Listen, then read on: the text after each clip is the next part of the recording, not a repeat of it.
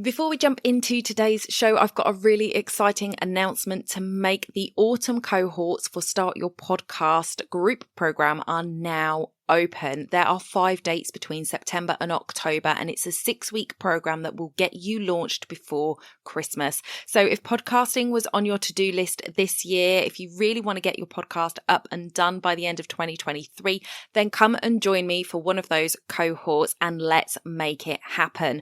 I have a free masterclass available for you called Understanding the Power of Podcasting. You can go over to donnaeade.com/masterclass, watch the masterclass and get access to that enrollment. I hope to see you in one of the autumn cohorts very soon. That's donnaeade.com/masterclass. Let's get back to the show. Have you heard that your day and how successful it is based on how your day starts?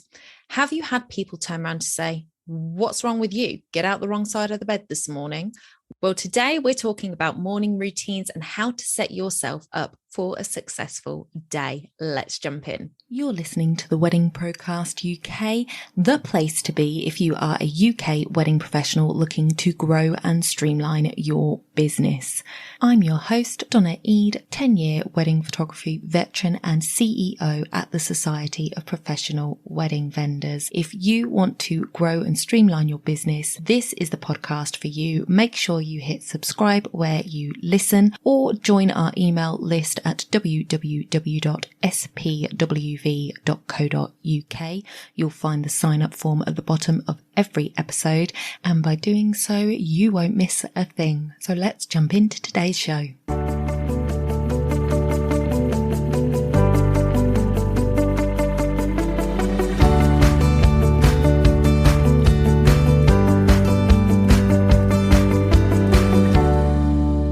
Welcome back to the podcast, everyone. It is so good to have you here. Don't forget to subscribe where you listen so you don't miss any episodes coming up. So, have you heard that if you want a successful day, you need to get up at 5 a.m.? I've heard it. There's a whole book on it. But to me, it's not about listening to what everyone else says that you should be doing, when you should be getting up, what you should be doing with your time. It's about learning about yourself. If you wake up with no plan and you wake up late and you need to get out of the house in 30 minutes, how does your morning go? I'm pretty sure that it probably doesn't go very well. And how does it make you feel? What about when you make a plan for the next day and you get up with plenty of time to start your day? What difference does that make? There's no spilt milk. There's no knocking a pile of papers off the table. You get to enjoy your morning cuppa. How does that feel? And how do you go into your day? When you think about it, when you start your day off and you're already in a time crunch, it almost is like a self-fulfilling prophecy that you're going to be late because everything seems you're in a hurry. You know, you've heard the saying, less speed, more haste, less speed. I don't even know which way around it goes. More haste, less speed or something. I don't know. Whichever way around it is, it goes wrong because you're rushing around and you're not putting the toothbrush in the toothbrush holder. You're trying to rush, so you miss it and it falls in the sink and you've got to pick it up and you've got to do everything twice.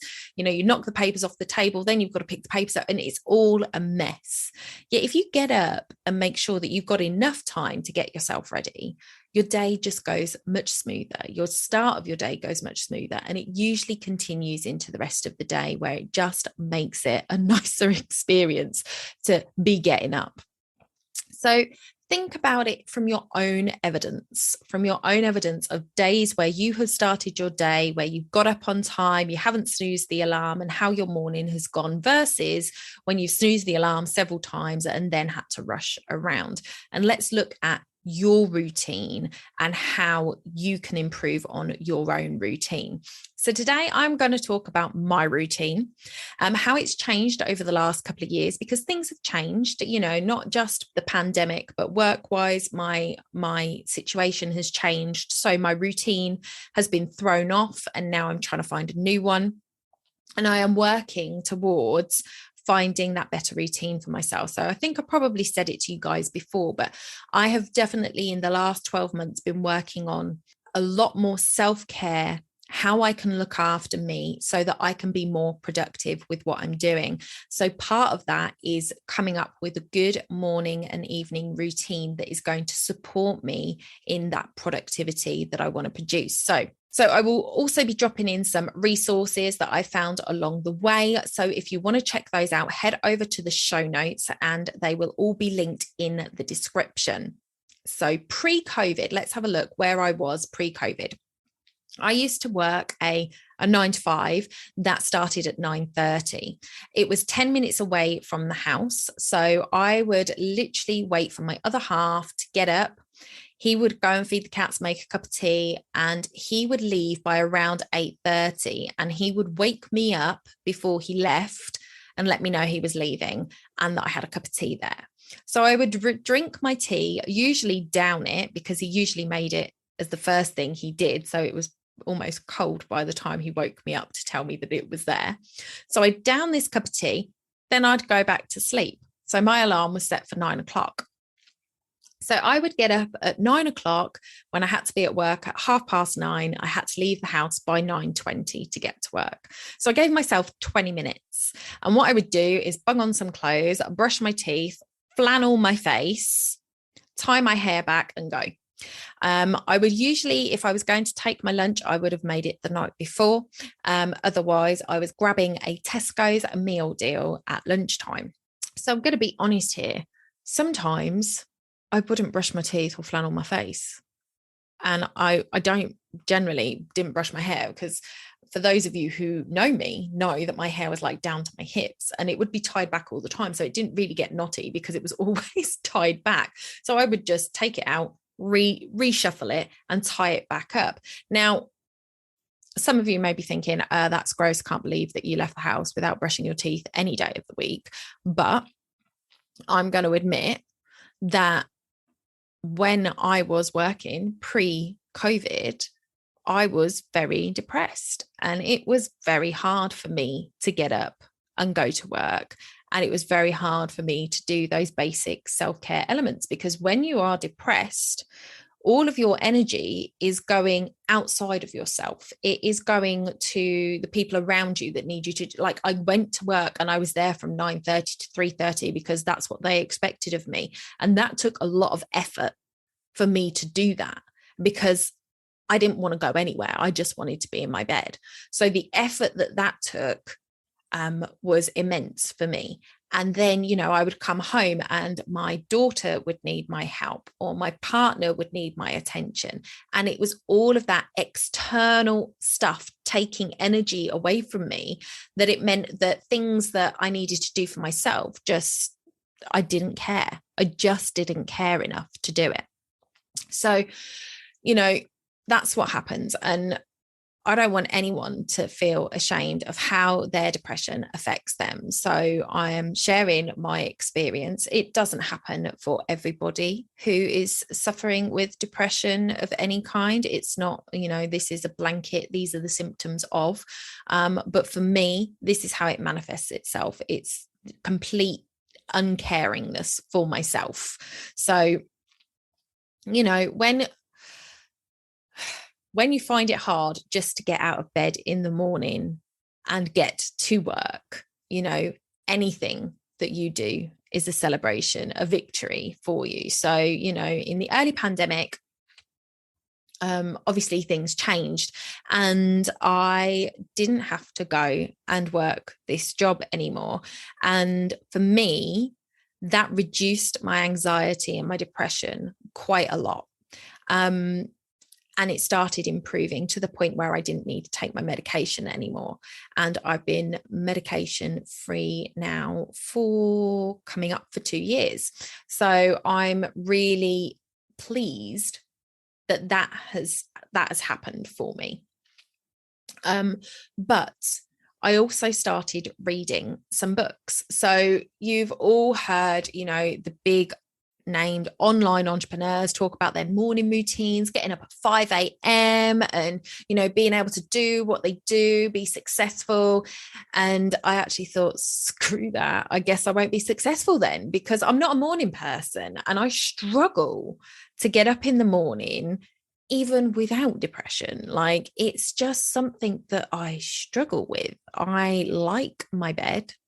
I have cats that really like to come and keep me company in the morning. It just makes it very difficult to want to get out, especially when it's cold and wet and muggy outside. So that's always been a struggle. And I was just like, there is no way I'm getting up at 5 o'clock in the morning. That's the middle of the night to me. I'm just not going to be able to do it. And so in sitting there and thinking about this, I was just like, well, do I really need to get up at 5 o'clock when you look at the most successful entrepreneurs, they all get up early? And I'm like, but do they though? It might be that all of the successful entrepreneurs that you see online saying that they're really successful get up really early, or maybe they don't. You don't know. So I was just like, I need to stop comparing myself to these other people and what they do, because what they do might not work for me, and it might not be what's best for me in the long run. And the other thing was, I was like sitting there thinking, well, if I get up at 5 o'clock in the morning and then go to bed at 9, what's the difference between doing that and getting up at 8 and going to bed at 12? Like, why am I going to be more successful if I get up at 5 than if I get up at 8, if I'm still awake for the same amount of hours? Now, there are arguments there, of course, like, you know, in the morning you can get more done because there's not other people calling on your time. You're not having to answer the phone, all of that jazz. I get that. But if you're an evening person and you actually want to spend some time after work hours doing that, well, you still get that time where people aren't calling you and stuff because, you know, they've gone home. So, you know, I'm like, I'm half a dozen of one, six of the other, and all of that jazz. So during the beginning, early part of the pandemic, I started to get up and do the Miracle Morning. So this is a book by Hal Elrod. And if you haven't read it, I recommend it. I really do. His story is pretty amazing. I'm not going to give any spoilers here because I really think you should go and read it. But one of the things that he said was 5 a.m. was never going to be where he started. He was never going to be getting up at 5 a.m. But what he did was he created this miracle morning based on the first hour of his day. What he was going to do with the first hour of his day, whether he got up at 5, 6, 7, 10, you know, it didn't matter. What are you going to do with your first hour of your day to set you up for success? So I started doing the Miracle Morning during the pandemic. So I would get up and have a glass of water. That would be the first thing that I would do. I would make a cup of tea. I would read. I would meditate. I would write and walk and do my gratitude. So he does talk through the different elements in the book. The thing that I struggled with was that I wasn't seeing results that I had hoped for based on what other people had said. And again, it's that comparing yourself to others factor.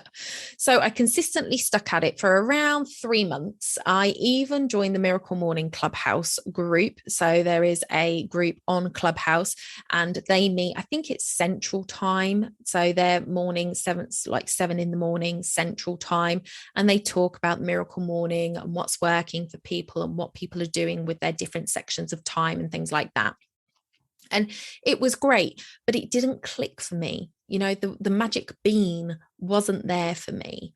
So I've been working with a health coach for the last 12 months, which I think I've mentioned to you guys before, working on improving my wellness overall. So, you know, one of my big things is my weight. It's something I've struggled with for most of my life. And I'm not going to go into all of that right now, but it is something that I have struggled with.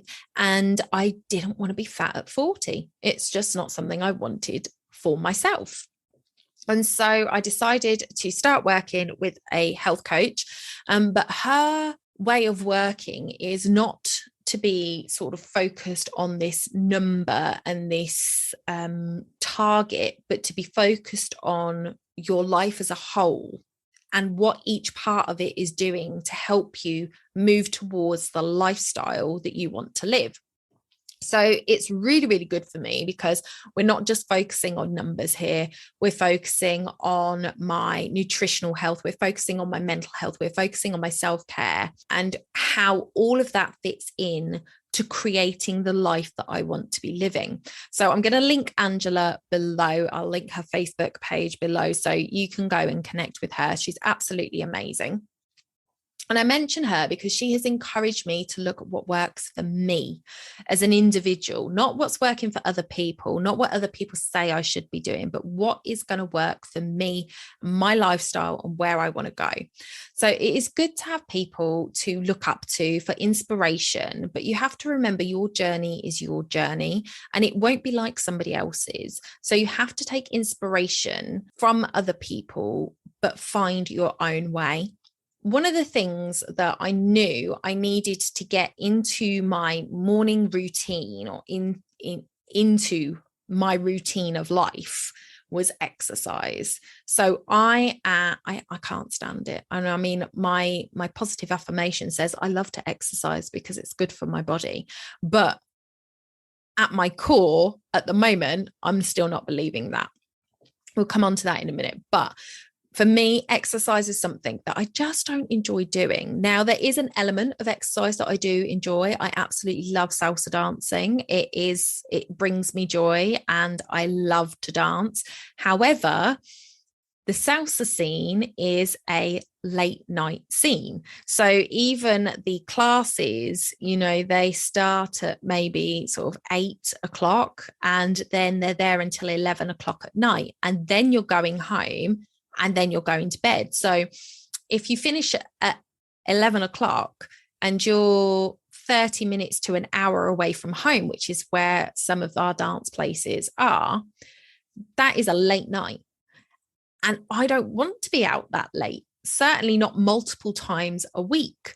So that is where I sort of struggle because I really enjoy dance and it brings me a lot of joy. But I also want to be getting up at a decent time every morning and getting on with my work. And I know that if I'm late to bed, I won't want to do that. And it's going to be a bigger struggle for me than we've already discussed. Mornings are already a struggle for me. So it is a hard one. And because of the pandemic, I'm still quite cautious. So at the moment, we're kind of going once every other week. And I'm just sort of easing my way back into it. But general exercise classes, going to the gym, all of that has never been my thing. I really cannot stand it.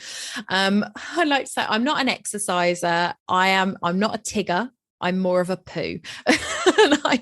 and that's really where I am with it. Like, I just don't find enjoyment about getting hot and sweaty. It doesn't do it for me.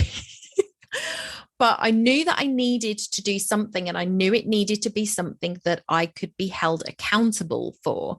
Now, obviously, my health coach is there and she holds me accountable to these things. I sort of check in with her once a week, but exercise needs to happen 3 or 4 times a week for you to be getting good benefit from it. And for me, because I now work from home, I don't have to go out to the office and I don't do the shopping because I can't stand supermarkets. There is very little time that I'm leaving the house and actually getting any form of exercise in. I'm literally walking around the house and that's it. So I knew I needed to do something, and I knew I needed to be held a little bit more accountable than the weekly call with my coach. So I joined Vitality Rooms, and I think I've mentioned Vitality Rooms before, but it's run by a wonderful lady called Catherine Chapman. We've had her on the podcast before, and Vitality Rooms is a membership that contains an exercise element, a kitchen element. So there are recipes that you can go and download and follow for healthy eating options, and a mindset section where you can go in and there's meditations and things in there to help you be more mindful. The reason I joined Vitality Rooms is because Catherine also does 6 live classes a week. So there is a whole section in there on exercise. There are classes you can go and do anytime, fit in with your schedule and your routine. You can go and pick up a class in there anytime you want. However, for me, I knew that wasn't going to get me there. If the membership was just the kitchen, the mindset, and the classes in the vault, I wouldn't have joined, because for me, that's not enough. I could go to YouTube and follow YouTube exercise routines, but that's not enough for me. What made me join was those live classes. So I now do a class on a Monday morning, a Tuesday morning, a Wednesday evening, and a Friday morning. And I committed to those 4 live classes. And I told Catherine, I'm going to do these 4 live classes. And I told my health coach, I'm going to do these 4 live classes. Now, Catherine doesn't message me if I don't go and say, where were you this morning? She doesn't. But I've said it out loud to her that I'm going to attend. So I now feel like I've committed.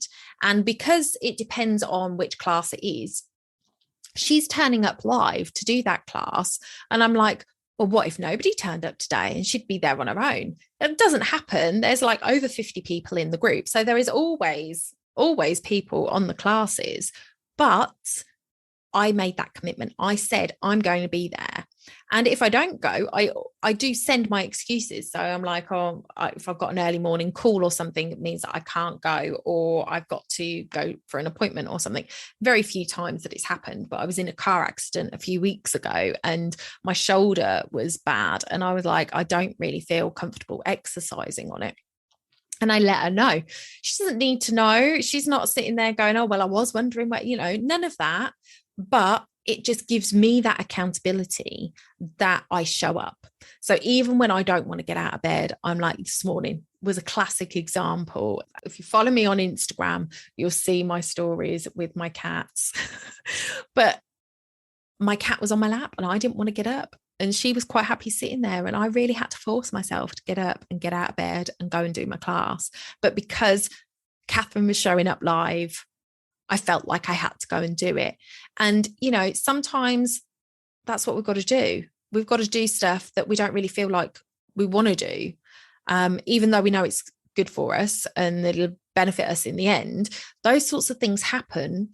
And we have to kind of, do that fake it till you make it kind of thing. I'm hoping that at some point, as all of these morning elements starts to slot in and I start getting into a groove, that it will just either become second nature, so it won't even faze me, or I'll actually start, enjoying it. And I do enjoy the classes, don't get me wrong. Once I'm actually doing them, I'm enjoying them. I mean, they are killer, definitely makes you work. But afterwards, I also feel that, yes, I did it and that feels good, but it is a struggle to get up and get going.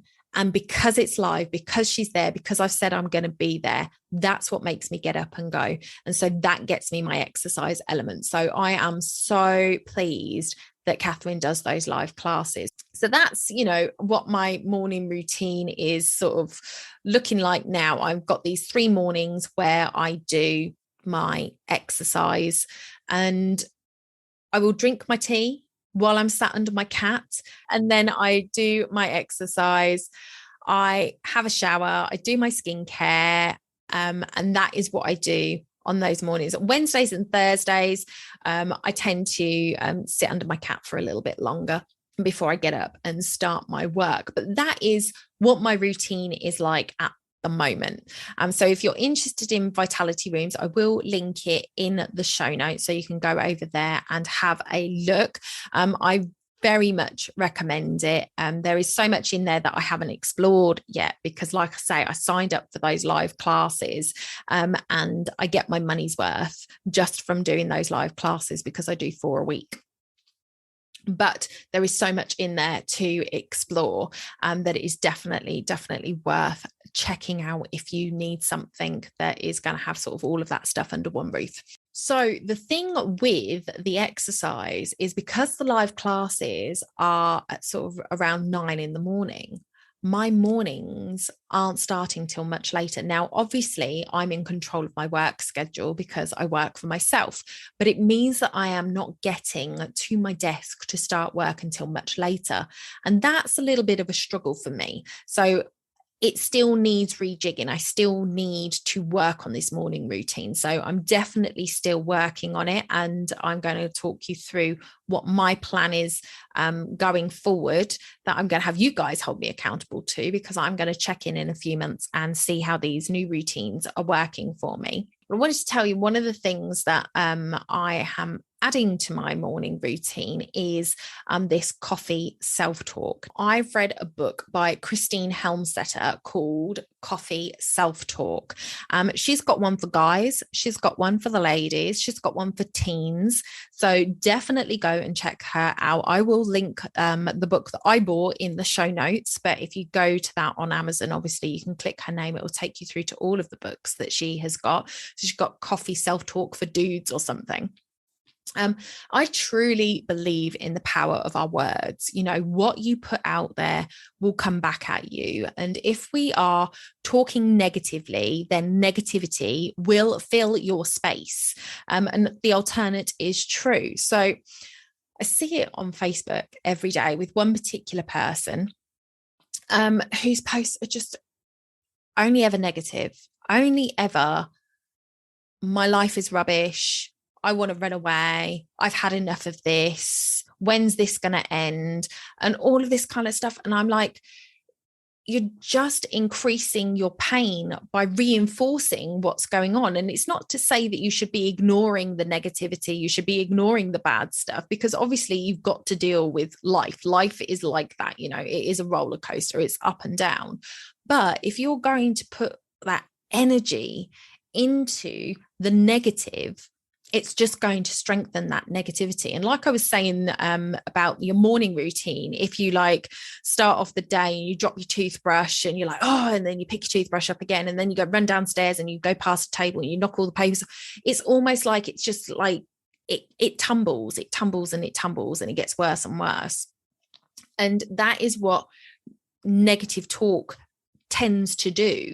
You know, you put it out there, this is rubbish, my life is rubbish, I'm having a really hard time, and then more rubbish starts happening and it becomes this self-fulfilling prophecy. I've had to actually unfollow that person on my Facebook because I can't deal with that kind of negativity around me, because it seeps in and I just don't want it. Now, if instead of putting that up on Facebook, she was to sit there with herself and know that this particular thing is absolutely rubbish in her life, but instead she put on Facebook, I'm so grateful to have milk in my fridge so I can make myself a cuppa. It's been a day. That is so much more different to today's been shit. You know, it's all about the way we frame it. And I think that if she could put out a bit more positivity and look at the positive things, because we've all got them, you know, as simple as having a roof over our heads. You know, there are people out there that don't have that. It is something to be grateful for. Being able to have a mobile phone is something to be grateful for. Your children having a mobile phone so you can get hold of them and they can get hold of you is something to be grateful for. You can find things to be grateful for all around you. So focusing on the negative, I feel, enhances the negative. Whereas if we can focus on the positive, then it gives the negative less power. So this book really, really spoke to me. And I was like, I'm going to use this. So coffee self-talk is going to become something that is part of my daily routine. And I have written out my scripts, as she calls them, which is basically like positive affirmations. But the book is really good at talking you through the psychology of it. And her father-in-law coined the term self-talk, I think. So it is a really good book to sort of get to grips with why it works, not just blindly believing that it's going to work. So as you know, I am not an early riser, so I'm sorry if you guys have got kids and have to get up really early to do the school run. Yes, I did it. I've been there. I did it. I you know, put myself through that, but I don't have to do it anymore. So I don't get up that early. So I am going to be setting my alarm for 8 o'clock in the morning, and I am going to do my skincare routine and brush my teeth. And then I am going to drink a glass of water. I'm going to make a cup of tea I'm going to do my coffee self-talk. Now, I hate coffee. You don't need to be a coffee drinker to read this book or to follow it. I am a tea drinker, and she says you can drink tea. It's about, and she talks about James Clear in this, but the High Performance Habits, I think, is the book. He talks about building habits on other habits to make them stick. So making sure that your floss is next to your toothbrush, so when you finish brushing your teeth you pick up the floss. And this is the same with coffee self-talk. She's saying with your morning drink, which you always have, it's a habit, whether it's tea, coffee, water, whatever, with your morning drink you say your coffee self-talk, and that just helps it become a habit that you are doing. So I am going to do that. I'm going to set my alarm at 8, skincare routine, brush my teeth, drink a glass of water, because water is very important.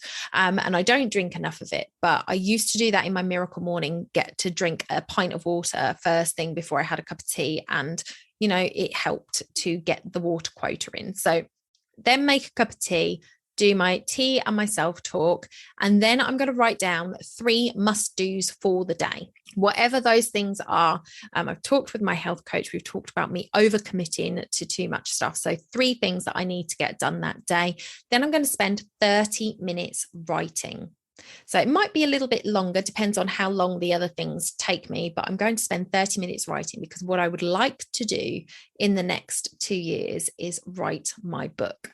I have a book in me. I think we all have a book in us, but I have a book wanting to write it. So I'm going to commit to writing for 30 minutes a day. And then my exercise is going to start at 9:15. And then I'm going to have my exercise, have a shower, and start my day. Now, my hope is that because I've had this extra portion in the morning, which I don't normally have at the moment, I literally roll out of bed into my exercise, because, you know, if I've got to do my exercise, why would I start my work day earlier?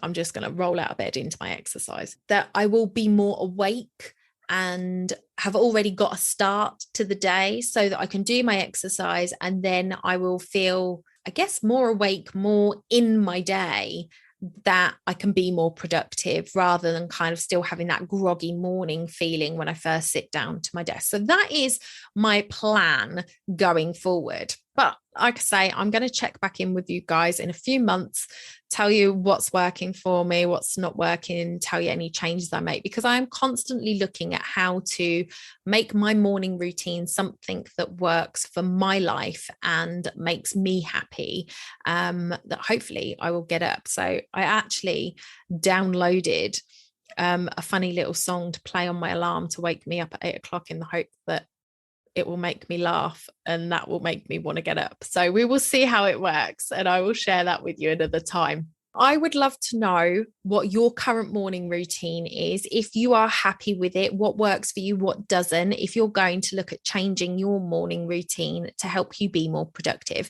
So come over to our Facebook group, which is facebook.com/groups/WPC UK. Come and join us over there. Tell us about your morning routine and how you make sure that you have a good start to the day. So next week, we'll be talking about nighttime routines, because a good morning routine starts the night before. So we are going to be going over that. I'm going to talk you through what my routine used to be, what I'm going to be looking at doing going forward, and you'll be able to follow along that journey. I really think that when you work for yourself, your whole life affects your work. It really does. It's not one of those things where you go to your job at 9 o'clock, you do what you need to do, and you leave at 5 and you don't think about it again. Your work is constantly on your mind. And so your life needs to be constantly on your mind as well, because there is a balance to be had there. When we work for ourselves, it is so easy to just get up, start work all the way through, and then go to bed, and your life gets lost in the mix. By having a good morning and evening routine, you're setting yourself up with the intentions of what you want to do with your day. And I think that it is only going to help us to be better entrepreneurs and better business owners. So join me next week for evening routines. The following week, I've got another fantastic guest coming on the show to talk to us about using your creativity and exploring it. So do make sure that you hit subscribe where you listen, so that you don't miss a thing. Thank you so much for joining me today. I am on a journey this year to find balance, give myself that time and that care that I need to feel well and work hard and grow my business. I don't want to work myself into the ground and miss out on life in the process. And I don't think you should either. So I hope you will be joining me exploring these morning routines and evening routines, how we manage our time so that we can get the best out of us. See you next week, guys. Bye for now.